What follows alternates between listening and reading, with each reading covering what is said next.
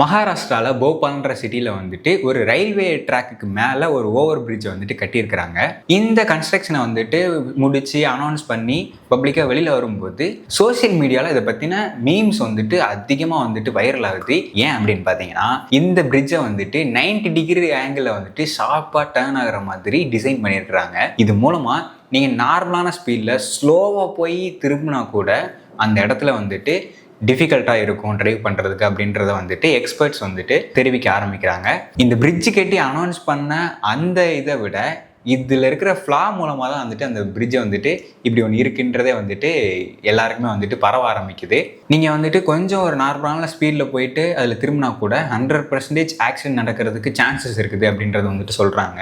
இன்னும் சிலர் வந்துட்டு இது நம்ம வீடியோ கேமில் ஆடுறதை விட இன்னும் எக்ஸ்ட்ரீமான டேஞ்சரஸாக இருக்குது அப்படின்னு சொல்லிட்டு கிரிட்டிசைஸ் பண்ணிக்கிட்டு இருக்காங்க. பிகாஸ் நமக்கே அதை பார்க்கும்போது தெரியுது, கொஞ்சம் கவர் பண்ணி கொண்டு போயிருந்தா கூட இந்த டிசைன் வந்துட்டு சக்ஸஸ்ஃபுல்லாக முடிஞ்சிருக்கும், அந்த பிரிட்ஜை வந்துட்டு நல்லபடியாக யூஸ் பண்ணிட்டு இருந்திருப்பாங்க அப்படின்னு.